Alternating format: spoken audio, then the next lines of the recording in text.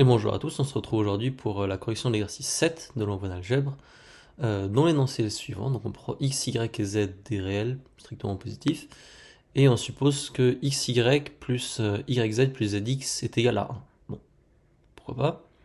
Et ce qu'on veut montrer, c'est que la quantité suivante, donc 2 fois x carré plus z carré, plus 4 tiers de 1 sur x carré plus 1 plus 1 sur y carré plus 1 plus 1 sur z carré plus 1, c'est plus grand que 5.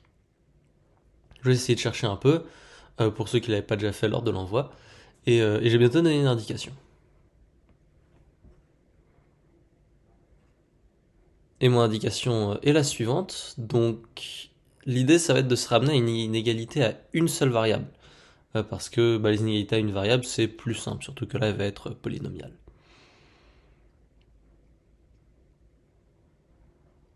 Donc un réflexe à avoir comme ça quand on voit des sommes de fractions, c'est utiliser l'inégalité des mauvais élèves, et qui ici, l'inégalité des mauvais élèves nous donne que 1 c'est 1 au carré, donc c'est comme s'il y avait 1 au carré sur x carré plus 1 et puis pareil 1 carré 1 carré.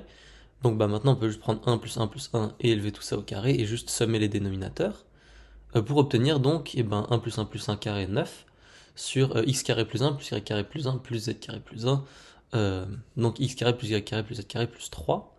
Et maintenant, si on arrive à montrer que 2 fois x carré plus y carré plus z carré plus 4 tiers de 9, à savoir 12, sur x carré plus y carré plus z carré plus 3 est plus grand que 5, et on aura gagné. Et là, en fait, on se rend compte que cette inégalité ne dépend plus vraiment de x, y et z, mais seulement de la quantité x carré plus y carré plus z carré. Elle apparaît ici, elle apparaît ici, et tout le reste, c'est des constantes, c'est des nombres entiers, tout le reste. Donc en fait, on a comme ça une inégalité à montrer qui ne dépend plus que d'une seule variable qu'on peut poser, je sais pas moi, t.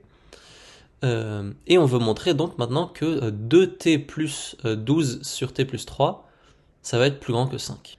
Et donc comme je l'avais dit, c'est une chose qui est plus simple que l'équation initiale, puisque maintenant on n'a plus qu'une seule variable. Et donc il reste juste à faire plus ou moins résoudre le truc. Donc vu que t est positif, t plus 3 ça risque d'être strictement positif, on peut multiplier tout ça et garder l'équivalence. Donc on se retrouve avec voilà 2t fois t plus 3 plus 12 plus grand que 5 fois t plus 3. On développe, on met tout du même côté, on se retrouve avec 2t carré plus t moins 3 positif. Donc maintenant on s'est ramené à résoudre une équation du degré 2. Alors on peut faire ça sans trop réfléchir, hein, ça marche sans aucun problème. Juste appliquer des histoires de discriminants et il n'y a pas de problème encore une fois.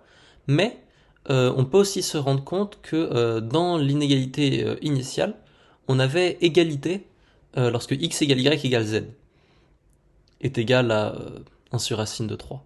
Mais à ce moment-là, on se trouve avec t égale 1. Donc en fait, si jamais on veut pouvoir avoir une chance de résoudre une inégalité, il faudrait que cette inégalité-là ait un cas d'égalité en t égale 1, et donc que cette inégalité-là ait un cas d'égalité en t égale 1, c'est-à-dire que t soit une racine de 2t carré plus t moins 3.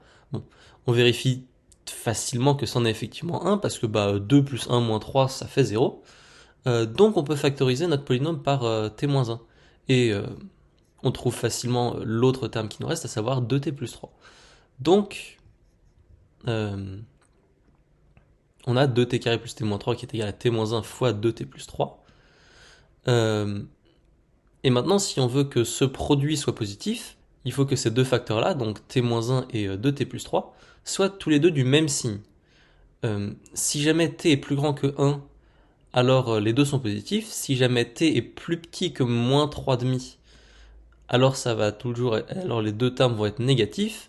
Par contre, si t est entre moins 3,5 et 1, alors les deux termes vont être de signe opposé, et en particulier ça va être négatif. Et on n'aura donc pas cette équation. Et vu que on se restreint à t positif, puisque t est une somme de carrés, en fait on ne prend plus que le cas t plus grand que 1. Le cas t plus petit que moins 3,5 ne nous intéresse pas beaucoup. Donc maintenant, il nous reste juste à montrer que en fait on a toujours t plus grand que 1. Vu que t était égal à x carré plus y carré plus z carré et que 1 est égal à x carré plus yz plus zx, ça revient à montrer x carré plus y carré plus z carré plus grand que xy plus yz plus zx. Alors c'est une égalité qui est relativement connue, et si jamais vous la connaissiez pas déjà, c'est une bonne idée de savoir qu'elle existe, et de se rappeler très rapidement de comment la montrer. Euh, et elle se montre de la manière suivante. Euh, donc on peut montrer par IAG, par exemple, que x carré plus a carré est plus grand que 2xy, ça se fait aussi par carré parfait d'ailleurs, mais les deux marchent très bien. Et de même, y carré plus z carré, c'est plus grand que 2yz, et z carré plus x carré, c'est plus grand que 2xz. Et on somme tout ça, et, et on a juste un facteur 2 par rapport à l'inégalité précédente. Donc ben, on peut juste diviser par 2 et obtenir l'inégalité voulue. Donc ben, maintenant, ce qu'on obtient, c'est t plus grand que 1, puisque, encore une fois, x carré plus y carré plus z carré est plus grand que xy plus yz plus zx. Donc maintenant, ce qu'on obtient, vu que t est plus grand que 1, c'est que t carré plus 2t moins 3, c'est positif. Donc maintenant que 2x carré plus yz plus zx plus 4 tiers de 1 sur x carré plus 1 plus 1 sur y carré plus 1 plus 1 sur z carré plus 1, ben ça maintenant, on avait montré que c'était plus grand que 2t plus 12 sur t plus 3, avec t égale x carré plus y carré plus z carré. Et maintenant, ce qu'on a montré, c'est que ça, c'est effectivement plus grand que 5.